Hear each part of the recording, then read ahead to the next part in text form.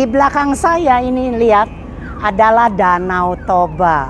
Karena memang saya lagi ada di Pulau Samosir, Danau Toba, Sumatera Utara.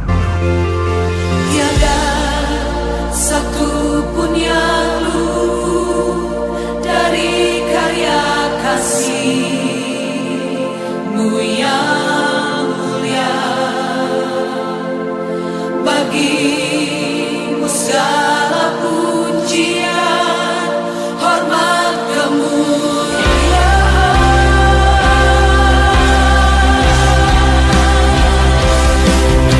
Engkau Tuhan ku tinggikan, yang bangkitkan menang, Yesus Kristus Tuhan.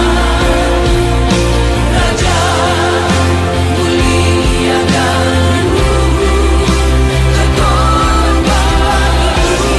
Nah, kalau ngelihat danau tentunya kita akan ingat cerita Tuhan Yesus. Ya, banyak sekali Alkitab menceritakan tentang danau. Waktu kita membaca Alkitab, pasti kita menemukan Tuhan Yesus itu banyak kali menolong orang. Dia bukan saja menyembuhkan, tetapi juga mencukupi, menyediakan. Misalnya, bagaimana kita membaca Yesus memberikan makan bukan 1 orang, 5 orang, tapi 5.000 orang. Bayangkan. Dan tentunya ini sebuah pekerjaan yang melelahkan menurut saya. Melayani 5.000 orang nggak mudah. Dan murid-murid yang membantu Tuhan untuk memberi makan 5.000 juga begitu sibuk dan capek. Sehingga kita membaca di Markus pasal 6, bagaimana begitu banyaknya orang, mereka sampai tidak bisa makan. Nggak ada waktu untuk makan dan capek, letih. Sehingga kita membaca di Markus pasal 6, Markus 6 ayat 45 sampai 46 mengatakan begini. Segera sesudah itu Yesus menyuruh muridnya naik ke perahu dan berangkat mendahuluinya ke kota Betsaida di seberang danau. Ia menyuruh orang banyak itu pulang. Ia meninggalkan mereka dan pergi ke atas bukit untuk berdoa. Murid-murid melihat Tuhan Yesus melakukan mujizat. Bagaimana Tuhan Yesus memberi makan 5.000 orang laki-laki. Bisa ngebayangin? Aduh, begitu luar biasa. Kenapa? Karena penyediaannya yang ada saat itu cuma 5 roti, 2 ikan. Tapi mencukupi memberi makan 5.000 orang. Wow, ya itu kalau bukan mujizat apa namanya?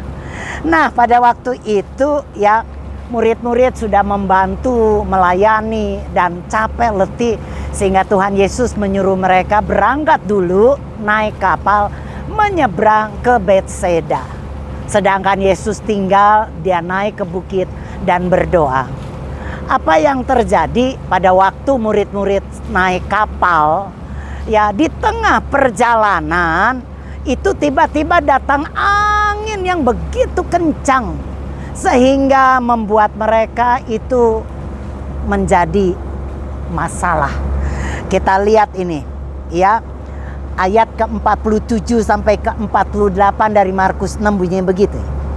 Malam itu perahu sedang ada di tengah danau. Ia sendiri ada di daratan. Ia melihat muridnya mendapat kesulitan mendayung perahu itu. Mereka harus melawan angin antara jam 3 dan jam 6 pagi. Ia datang kepada mereka dengan berjalan di atas air. Ia sudah hampir melewati mereka. Nah, kita membaca di tengah perjalanan, di tengah-tengah danau itu, angin bertiup sangat keras sehingga murid-murid berusaha begitu keras untuk mendayung. Tapi karena melawan arah angin, tentunya kapalnya, perahunya tidak bisa melaju dengan pesat. Dan apa yang terjadi? Ya, mereka susah payah. Sudah capek dalam pelayanan, memberikan pelayanan kepada banyak orang. Sekarang mereka terjebak di dalam masalah angin yang ada di danau. Padahal mereka sudah melayani loh. Ikut bersama pelayanan bersama Tuhan. Seringkali juga itu yang terbesit dalam pikiran kita. Kalau kita sudah melayani Tuhan, sudah terjun dalam pelayanan, kita seringkali berpikir tidak ada lagi angin ribut dalam hidup kita. Kita pikir tidak ada lagi badai, tidak ada lagi kesulitan, tidak ada lagi masalah. Karena kan kita sudah pelayanan, kita kan sudah melayani Tuhan, jadi pasti tidak masalah. Tapi ternyata nggak seperti itu teman-teman. Murid-murid sudah melayani, tapi di tengah danau mereka mengalami lagi musibah dan masalah. Pada waktu mereka mengalami masalah itu, kadangkala mereka berpikir, kok bisa seperti itu ya? Kami sudah capek, sudah melayani, terjun dalam pelayanan. Kok Tuhan tidak tolong meredakan angin dalam hidup kita, yang membuat masalah menjadi selesai. Kita hidupnya harus mulus. Murid-murid bertanya mungkin, kenapa Tuhan meninggalkan mereka? Kita membaca bagaimana tadi Yesus meninggalkan mereka untuk ke bukit berdoa. Tetapi kita lihat nih, apa iya Tuhan meninggalkan kita? Ayat yang ke-48-nya dari Markus pasal 6 bunyi begini. Yesus melihat mereka kesulitan mendayung. Yesus melihat. Artinya Tuhan tidak pernah melepaskan pandangannya dari kita. Yesus melihat murid-muridnya yang tengah bekerja keras mendayung, yang berusaha keras untuk mendayung. Tuhan melihat. Jadi poin pertama, waktu kita punya masalah, kita tidak pernah lepas dari pandangan Tuhan. Dia selalu melihat kita. Matanya tertuju kepada anak-anaknya. Amin. Nah, bukan cuma itu, tapi yang kedua kita lihat. Ya, Markus 6 ayat 47-nya dikatakan malam itu perahu sedang ada di tengah danau. Ia sendiri ada di daratan. Coba pikirkan. Murid-murid ada di tengah danau. Seperti saya saat ini. Sedangkan Tuhan Yesus ada di daratan. Itu kan beda lokasi, beda tempat. Betul ya? Tetapi Tuhan tidak pernah dibatasi. Walaupun beda tempat, beda lokasi, walaupun mungkin jauh, tidak ada yang tidak bisa dijangkau Tuhan. Dia melihat, dan yang kedua, Dia sanggup menjangkau kita. Nggak peduli Anda ada berada di mana, Anda sedang di mana, kapan itu terjadi, tidak membatasi kuasa Tuhan. Karena Dia adalah Tuhan yang Maha Kuasa. Jadi di tengah-tengah persoalan kita, mungkin kita merasa ditinggalkan, sendirian, kita merasa Tuhan jauh. Teman-teman, saya mau katakan, tidak seperti itu kenyataannya. Matanya selalu ada melihat Anda. Dan yang kedua, tidak ada yang bisa membatasi kuasanya, termasuk jarak, tempat, jauh bagaimanapun, tidak akan bisa memisahkan kita dari Dia. Amin. Yang ketiga lihat. Ya, pada waktu itu kita lihat Tuhan itu peduli dan beraksi menolong kita. Pada waktu murid-murid di tengah danau lagi kesulitan, mereka dalam ketakutan, Yesus peduli. Dan Yesus lakukan aksi dengan menolong mereka, mendekati mereka. Yesus berjalan di atas air. Wah, saya nggak bisa ngebayangkan bagaimana Yesus bisa berjalan di atas air kalau Dia manusia biasa. Kalau mungkin di antara Anda berkata kepada saya nih teman-teman, Bu Angel, ayo terjun, turun, dan lakukan mujizat. Berjalanlah di tengah danau ini di atas air. Saya akan berkata, no. Saya tidak akan bisa, saya tidak akan sanggup. Yang jelas pasti saya akan tenggelam dan mungkin akan hanyut oleh gelombang air ini. Tidak ada manusia yang bisa berjalan di atas air. Hanya Tuhan yang punya surga. Dan lihat apa yang terjadi. Di dalam ketakutan mereka, mereka melihat Yesus yang berjalan di atas air bukanlah dilihat sebagai Tuhan Yesus. Tapi mereka berkata, itu setan, itu setan. Wow, padahal mereka sudah bergaul lama dengan Tuhan Yesus. Tapi di dalam ketakutan, mereka tidak bisa mengenali Tuhan Yesus, gurunya. Jadi pada waktu Tuhan Yesus berjalan di atas air, mereka bukan melihat Yesus, tapi melihat setan. Kalau Anda dan saya berada di dalam ketakutan, seringkali di dalam ketakutan kita tidak bisa melihat Tuhan yang sesungguhnya. Karena kita berfokus kepada ketakutan, kita tidak melihat Tuhan yang sedang menghampiri kita dan ingin menolong kita. Tetapi luar biasanya Tuhan, Dia, sekali lagi saya katakan, Dia adalah Tuhan di atas segala-galanya. Air harus berubah menjadi padat.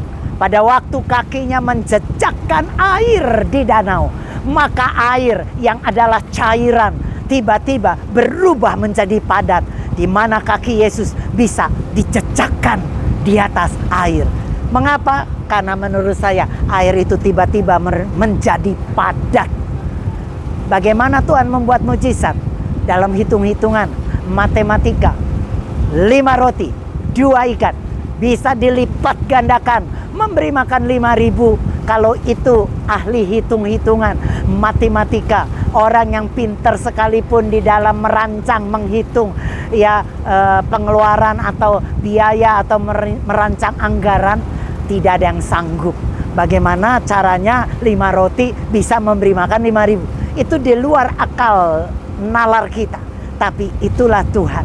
Bahkan di dalam melakukan mujizat-mujizat, alam itu harus tunduk.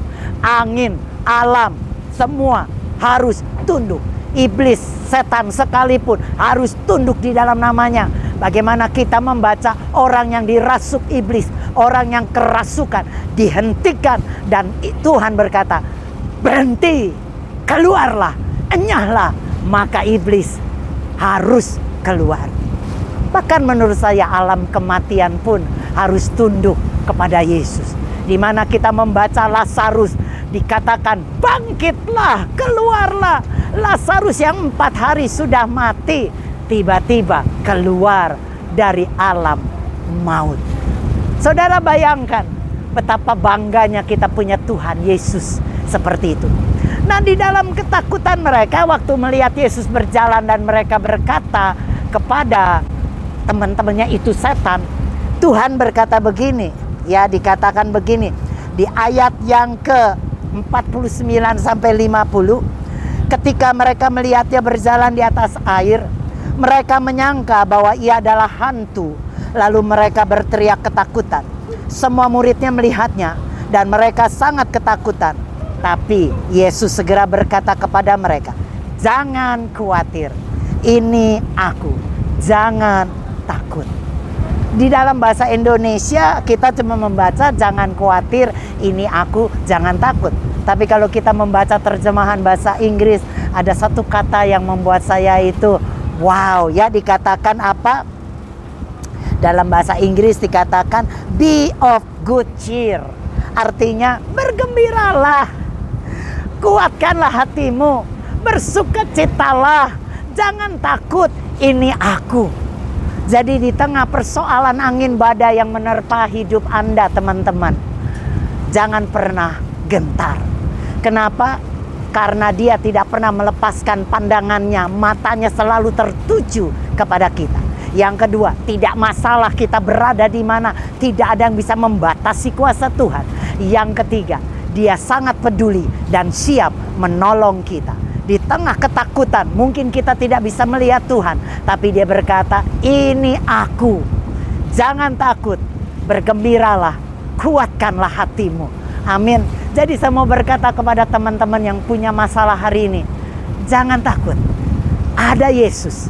Bersukacitalah, bergembiralah, enjoy, nikmati hidup kita dengan bebas, tanpa dipenuhi dengan kekhawatiran dan ketakutan. Karena Tuhan kita adalah Tuhan yang Maha Kuasa. Amin. Di tengah danau Toba, saya mau mengatakan kepada kita semua, shalom bagi kita. Shalom bagi Indonesia, shalom bagi semuanya. Tiada satu pun yang luput dari karya kasih-Mu yang mulia bagi